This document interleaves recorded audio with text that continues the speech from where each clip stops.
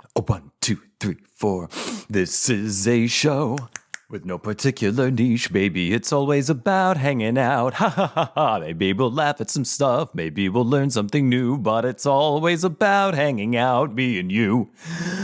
Hi, hello, and welcome to That Spooky Thing with James.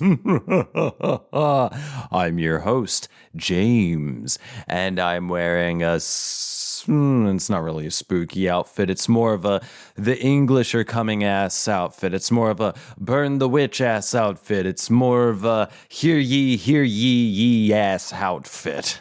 I've got on a frilly shirt, a vest, and a top hat. A very cheap top hat, but a top hat nonetheless. Not the cheapest you can get. It's not plastic, but I don't know what this material is. It's a top hat because this is yet another Halloween episode. Now, this time I actually did pull up some better stories. I've selected some. I skimmed over them. Hopefully they'll be better. I pretty much guarantee you. No, I don't want to dig that hole for myself. Whatever the case, the stories I shared in the last free episode pale in comparison to what I have for you today. I've got no particular order. I just queued up some decent, maybe scary stories for Halloween. So this is this week's free episode. And if you want access to the bonus episodes, there's over 100 of them. And not this week's bonus episode, but the one from last week actually scared the shit out of me as I was reading it. So if you want to check it out and get access to the other 100 plus bonus episodes and get the peace of mind that comes with helping to support an independent artiste like myself, an independent creator, become a patron at patreon.com/thatthingwithjames. Yes, that's patreon.com/thatthingwithjames. Detail is written in the episode description, so you don't have to try to remember the words coming out of my mouth. Over 100 bonus episodes help support the show. And to those of you who are already patrons, you rock. And once again, that's patreon.com/thatthingwithjames. Help support the show, get something in return. As far as my socials, show email, subreddit, all those are written in the episode description. And if you're watching this on the YouTubes, it's appearing right now at the bottom of the screen on the Chiron. Yes, the Chiron, the little banner at the bottom of the screen. And if you didn't know, audio listeners, this show is on YouTube. Just search for That Thing with James. My channel will pop up, and probably, depending on when you hear this, the first, if not one of the latest videos you will see will be of me wearing a top hat, a frilly shirt, and a vest that I got for $13. And my God, the build on this thing. I got this at some secondhand store in Austin many years ago. And I've been shopping secondhand for a very, very, very long time. My entire adult life. Hell, even in my teen years. And this vest is the best built item I have ever purchased at a secondhand store. And it was only $13. What a steal. It was just in the back. I don't even remember the name of the place. I wouldn't be surprised if it doesn't exist anymore, as I understand. Well, even when I was still in Austin, 3-4 years ago by now? I don't know how long it's been. If it's 3 or 4 years ago, I forget. The cool stuff was gone. It was leaving. And then COVID, the lockdowns, corporate, opportunists just shut everything cool out. So I don't know if this place, the secondhand store, still exists, but it wasn't too far from where I lived. I think it was around South 1st Street, maybe somewhere around there. South 1st near Old Torf, something like that.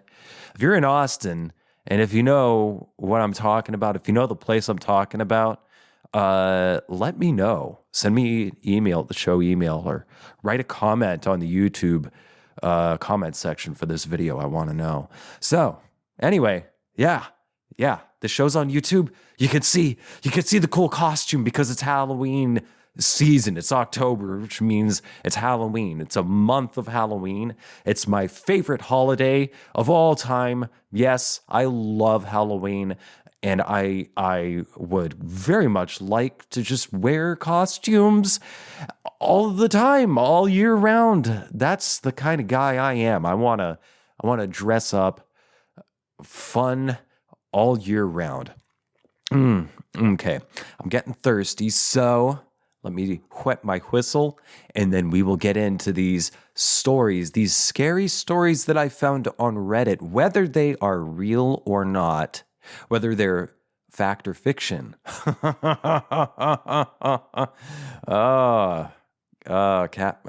Riker, First Officer Riker. Fact or fiction? What the fuck was that actor's name? I love that guy. Anyway, quick break, just a second, and then we'll jump into the maybe, maybe not real scary stories. Okay, now, as I mentioned, I only skimmed over these stories, but I used to cruise around on the, supernatural and slash scary story slash glitch in the matrix subreddits a lot. This past year, I've not been on Reddit as much as I used to, but I'm familiar with the type of content these subreddits usually have. And, if it's up at the top, generally it's pretty good. So I've queued up some stories here. We're going to dive into them. First one is on subreddit called r/backwoodscreepy. This is from 2 years ago. Posted by Clyde, 2003. Fuck you, Clyde. It's a South Park reference. Fuck you, Clyde. This is an R-rated podcast, by the way, so I can say the fuck word. Anyway, here we go. I posted this title. I should start with the title, huh? I used to work on the North Slope of Alaska. Here's one of my stories from Clyde, 2003, 2 years ago. I posted this comment to a thread in r/high strangeness, and it was suggested it might be a good fit here. So here's the story. I used to work in the North Slope of Alaska in the oil industry. The work we were doing required us to travel far out into the Alaska Petroleum Reserve, which is basically just untamed tundra wilderness for hundreds of miles. The oil companies would build these long ice roads in the winter that would lead to exploration drilling pads. Our job was to go out after they finished the initial drilling and test rock formations for their oil-producing qualities. It was mid-January. The sun hadn't quite come up yet. And when I say the sun hadn't come up, I mean in almost a month and a half. Polar nights are intense. The particular well site we were traveling to was about 60 miles west of Alpine, Alaska, deep in the wilderness. Our job took a week, but we finished, and we're headed back to camp to finish our hitch and go home. At the beginning and end of the ice roads are guard shacks that you have to check in and out of for safety. No cell reception or radios work. No cell reception and radios only work up to a distance. If you don't check in or out in a set time, they come looking for you to ensure you're not a popsicle. It was about 4 a.m. Not that it mattered in the land of endless night, and we were halfway across the ice road. Travel was slow as the speed limit on the roads is only 25 miles per hour. When something appeared on the road in our headlights, it was a man in jeans, sneakers, and a hoodie jacket, walking down an ice road in wilderness tundra at 4 a.m., and it was minus 20 degrees outside. It's not unusual for local Inuit people to be out this far hunting. Maybe his snowmobile broke down and he's trying to get back to the guard shack. Seemed plausible. He didn't acknowledge us as our trucks rolled up next to him. He just kept shuffling forward. He didn't seem cold, His clothing, while totally not appropriate for this extreme weather, appeared warm and dry. We also noticed he wasn't Inuit, but Caucasian. I rolled down my window and asked if he needed any help and if he was okay. He still didn't acknowledge us, just kept shuffling forward. His face was completely blank, devoid of any thought or emotion. The other guys in my truck suggested that maybe he was in an accident and in shock. I continued rolling my truck alongside him as he trudged down the road, still trying to get his attention. Even in this extreme cold, I could occasionally get whiffs of a peculiar smell coming off him. He smelled acidic, if that makes sense. There was just a lot about this guy that made the hair on my neck stand up. The guy behind me in the truck's crew cab had had enough of all this. He rolled down his window and reached out to grab the guy. He later said he was just going to try and shake him out of his stupor. Before my buddy's hand could reach him, though, this walking popsicle spun around and latched onto my buddy's outstretched arm. He glared at my buddy and then at me with this look of pure rage, not removing his hand from his arm. If emotions had physical temperature, this guy could have melted the entire tundra that night. My buddy groaned in pain as he tried to get his arm free from Mr. Popsicle. At that moment, this guy starts screaming in our faces. There was so much hate and rage and anger in that scream. It was absolutely terrifying. I slammed on the gas and spun out on the ice for a second before the wheels caught and launched us forward. Popsicle Dude still had a hold of my buddy's arm and was trying to pull him out of the truck. He was running alongside the truck while the other guys in the cab held on to my buddy to keep him inside. After several moments, if it could only have been a few seconds at most, my buddy tore free from this guy and we hauled ass to the guard shack another 30 miles down the road. We checked in with the guards and reported what we had just seen. The guard was looking at us like we were pulling a prank, but policy said they had to check it out regardless. My buddy's arm was sore, and when he pulled back his sleeve, there were noticeable bruises in the shape of a hand around his arm. We filed a report with the guard, and we're told to head back to our camp. None of us really wanted to talk about what happened, and it was a quiet drive the rest of the way. We flew home the next day. The next time we saw the guard at this shack, we asked him if they ever saw Mr. Popsicle on his patrols. He told us they searched up and down that ice road for a solid 12-hour shift and saw nothing, not even tracks in the snow leading off the road. He told us it was a good prank and that he'd get us back for making him waste his shift driving around. But it wasn't a prank. Who would make up a story like that? And who would willingly bruise their arm for a dumb prank? We never got a satisfying answer to what happened that evening. I still wonder about that dude, if he even was a dude. The Alaskan tundra is a weird place, and that was just one of the many weird stories from my time up there. I'll work to write down more of my experiences and share them to the appropriate subreddits. Interesting. A Caucasian man who looked dry and warm, left no tracks, was trudging along, expressionless, and then when he was grabbed, he turned and latched on real hard and screamed at them with so much rage, and so much that even as they were driving, he was still sliding along, latched onto the coworker's arm. Was it someone out there? If he smelled acidic, and he was dry and warm, there's no way you'd be able to be dry and warm out in the tundra. And the way he describes it, doesn't even sound, now this is just conjecture here, but it doesn't even sound like the guy was exhaling steam with his, exhales, as happens when it's really cold outside, you know what I'm talking about? If you were a kid where somewhere where it gets really cold. Perhaps as a kid, you would pretend to smoke cigarettes, and the steam you exhaled was your pretend cigarette smoke. I know that's what I used to do. So is it any wonder that I started smoking in college? I don't smoke cigarettes anymore, thankfully. Funny enough. Wow, who could have guessed? I don't get sinus infections anymore either, ever since I quit cigarettes. But yeah, what is this? Let's read some of these comments. Top one. Well, he's dead. Was he dead when they found him? Was this a moving corpse? Was this a moving spirit?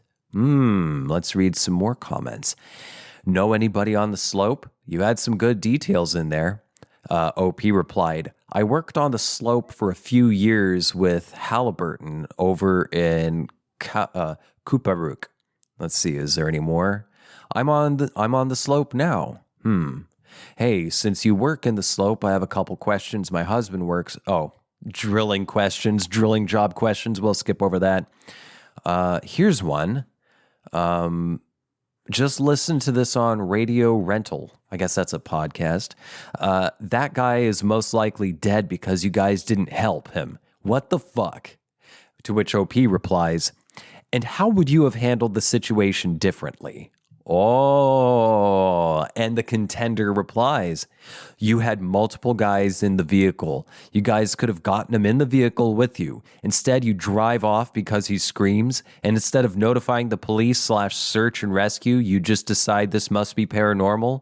This is all so weird to me. If this story is real, it's really sad.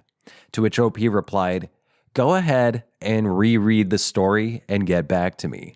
Oh, I'm sure the contender replies, this sounds like, oh, no. There's someone else replying to OP's response. The guy you are responding to has clearly never been in a situation where you were trying to help someone that was violent and did not want to be helped. If the situation is dangerous, all you can do is leave the person be and inform the police, which is what you did. True. It's true. I have been in situations where I've tried to help someone that got real fucking violent with me.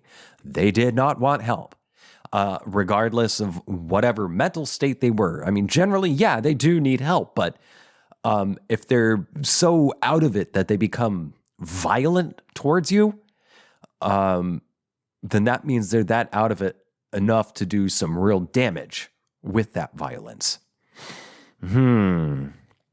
Interesting. Here's another comment here. This one's longer. I'm curious. What is this?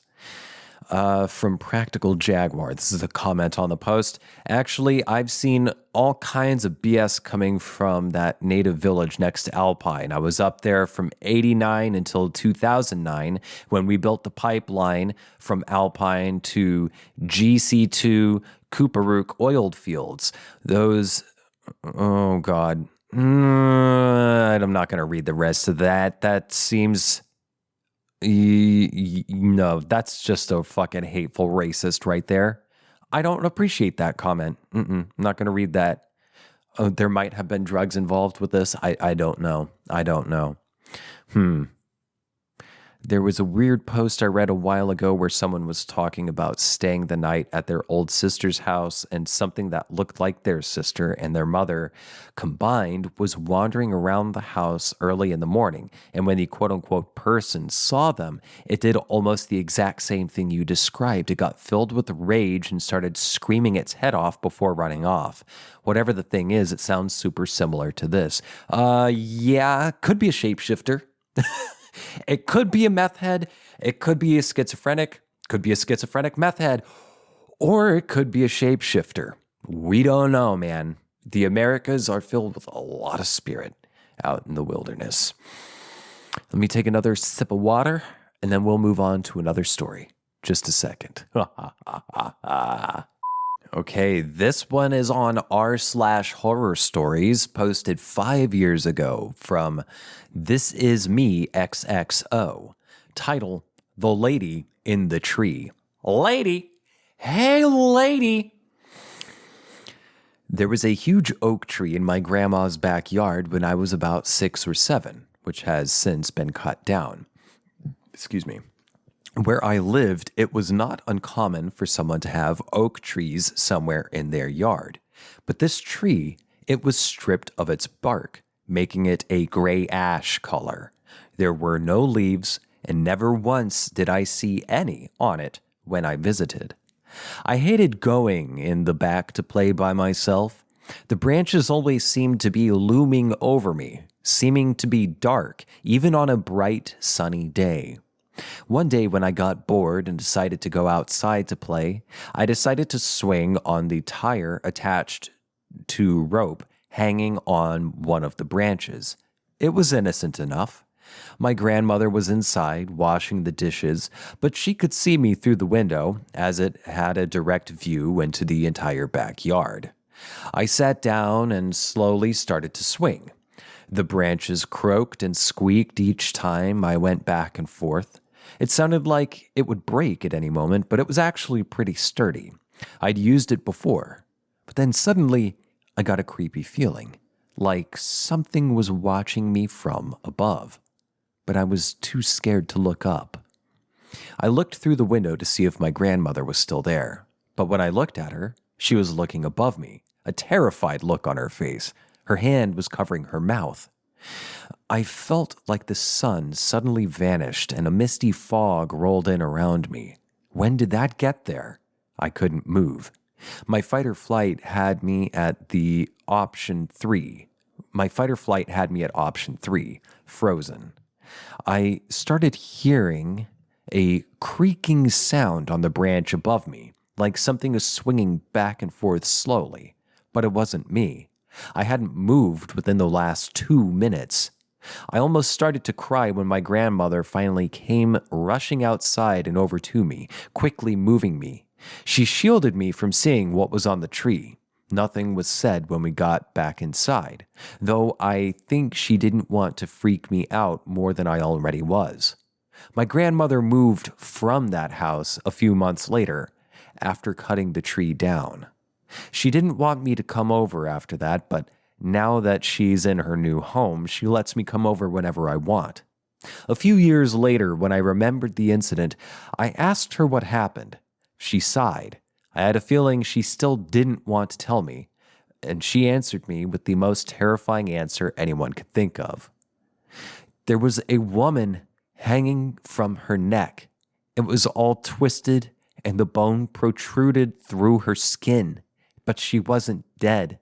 She had a look of death in her eyes, and she was fixated on you, struggling to reach you. When I got to you, she started choking on her own blood. After hearing that, I was glad she had shielded me from seeing that. I'm glad that I never went back there. And I'm happy the tree was cut down so no other child has to experience what I went through. I did some research and found out that a couple who had lived in this house before, the husband, beat and killed his wife, snapping her neck and hung her on the tree to make it look like a suicide. It seems he wasn't in his right mind. Oh,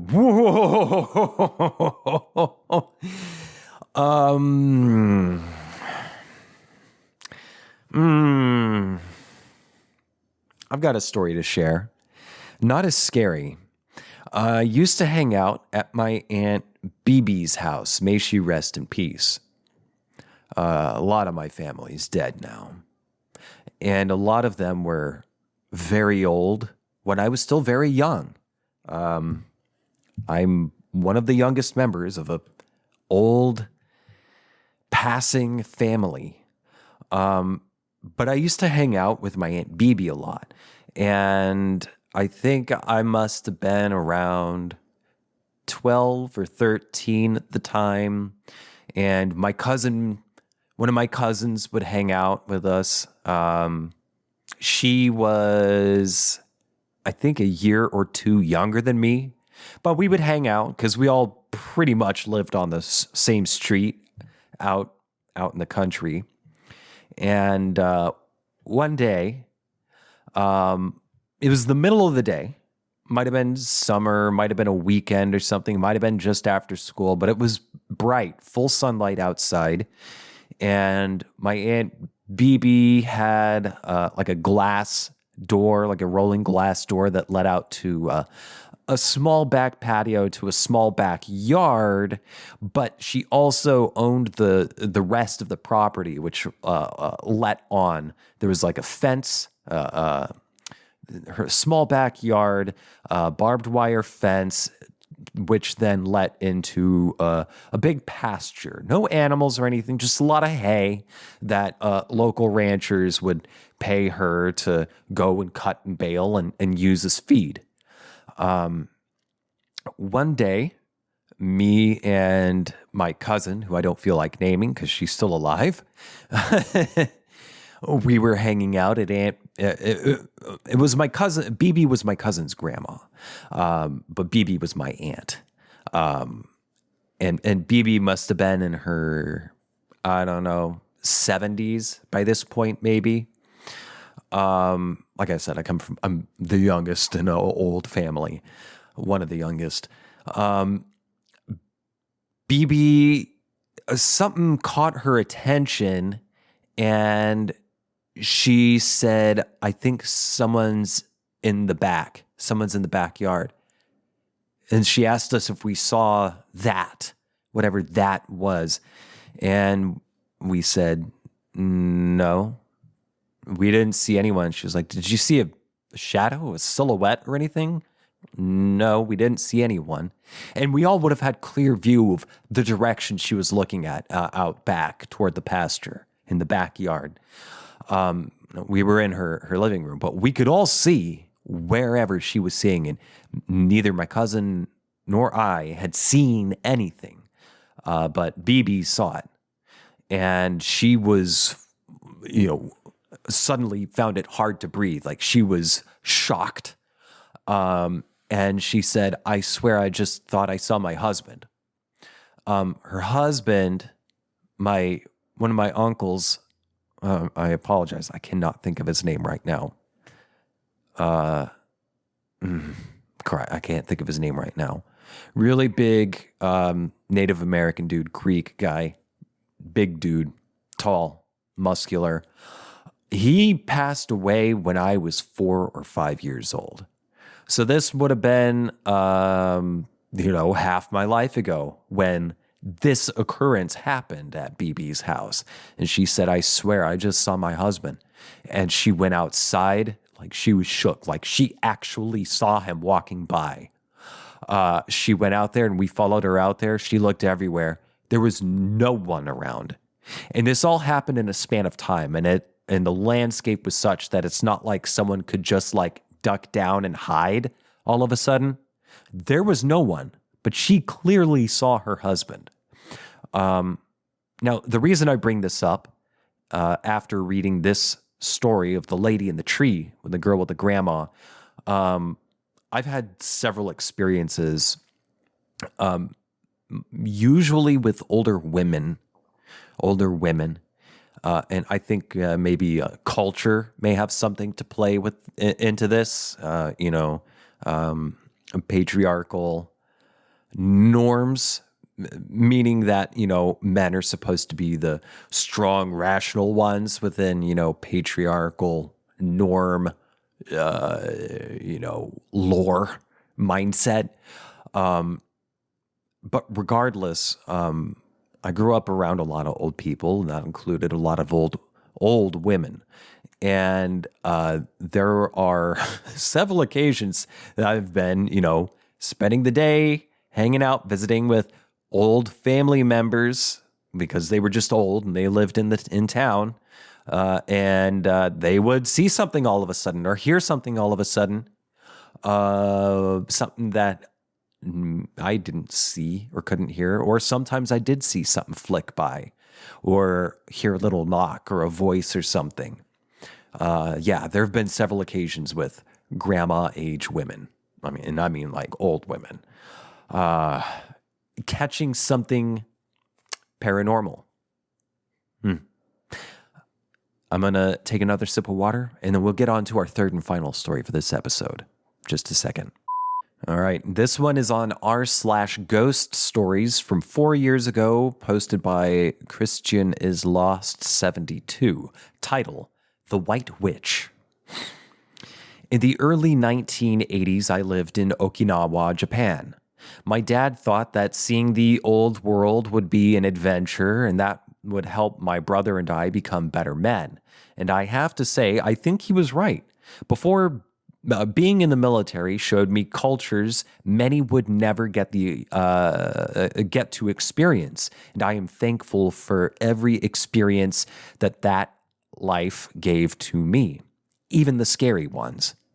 While we lived in Japan, my father wanted us to have a fully immersive experience, so he chose to move us into a small Japanese neighborhood off base. We lived in a little house at the top of an enormous hill in a cul-de-sac that overlooked, I kid you not, a part of a huge zoo, and on one side, a fairly large cemetery. Our particular house was set far above the monkey habitats, about a mile downhill. Between us and those habitats was nothing but thick Indiana Jones-style jungle. Jungle the neighborhood kids and I would tromp through endlessly, ignoring the local warnings about poisonous snakes and ancient untripped mines from World War II. We were the only American family living in that cul-de-sac, completely surrounded by Japanese families, and it was amazing. The kids loved us, and although we couldn't communicate through language very well, we understood each other perfectly. Well, most of the time. Opposite us was an older couple with a lush garden surrounding their property. The older woman wanted us to call her Mama-san. Oh, that's so sweet. Mama-san. And she had us helping her garden whenever she could coax us over with green tea and chocolate/banana cookies. Oh, that sounds so sweet. We loved her. She was so welcoming and generous, as was everyone else, actually. We lived in a wonderful neighborhood. The only drawback to Mama San's home, however, was that she directly overlooked the cemetery. And that cemetery was unlike any cemetery I had ever seen before. Because Okinawa is an island, burials don't happen often. Instead, above-ground crypts are built.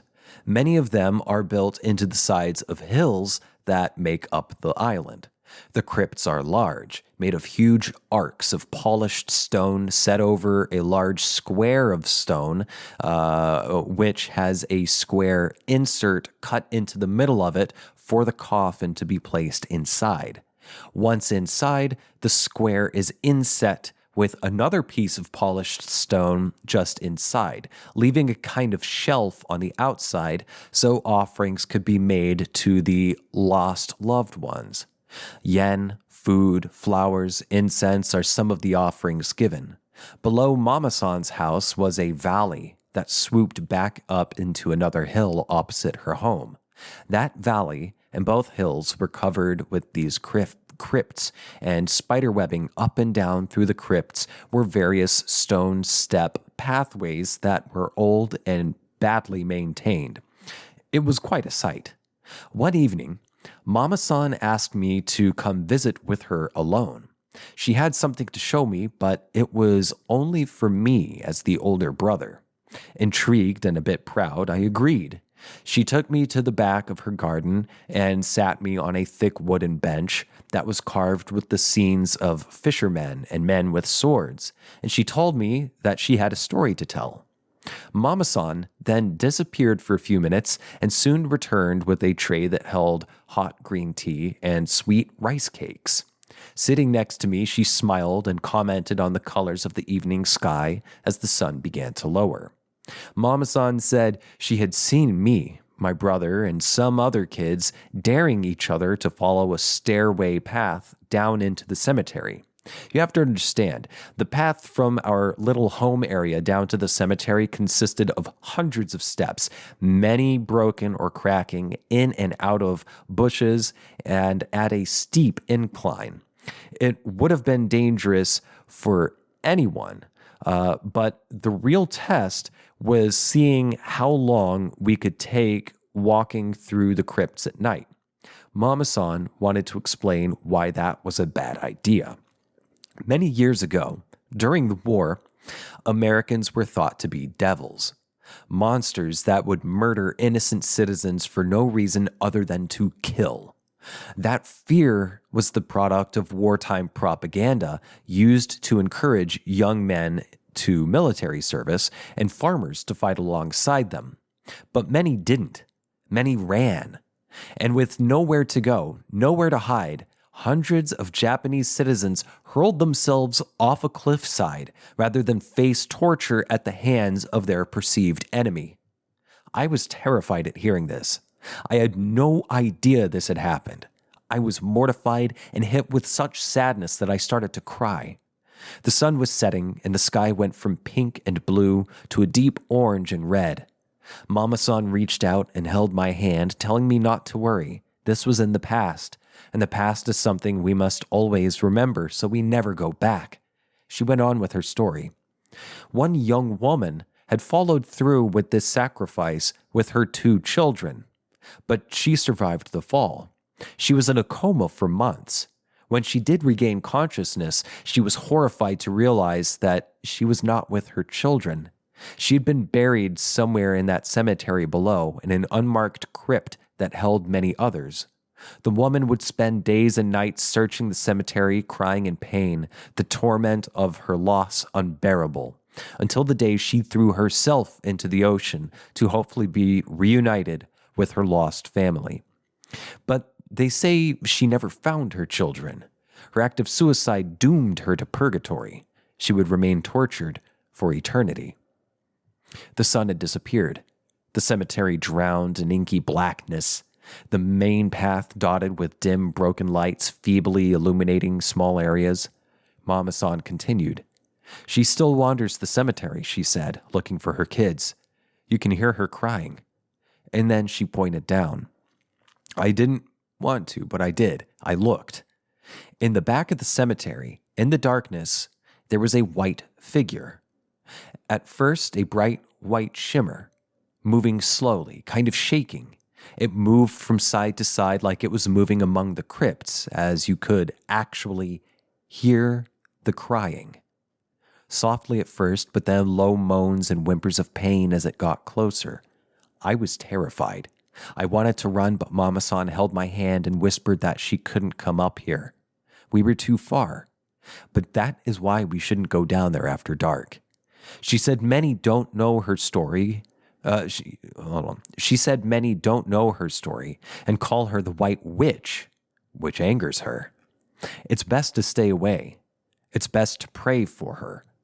Mama-san said she comes out to see her children. Mama-san said she comes out to see her often, hoping one day she will find her salvation. Needless to say, I never went down to that cemetery, not once. And I never sat back there with Mama-san again either. That was enough for me. I did, however, visit Suicide Hill. It's called Peace Prayer Park now, out of respect. I cried the whole time we were there. I prayed for all the souls for forgiveness. So many Japanese citizens spoke to us, welcoming us, telling us stories, sharing with us. I didn't feel worthy, and my love for the country and its people was overwhelming. I'll never forget my time there. I'd like to go back to see if she's still there, wandering the graves, looking for her children.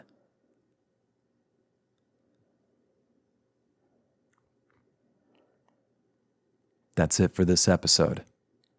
If you want to hear some more stories, check it out at patreon.com/ThatThingWithJames. Thanks for tuning in, and happy Halloween. Bye!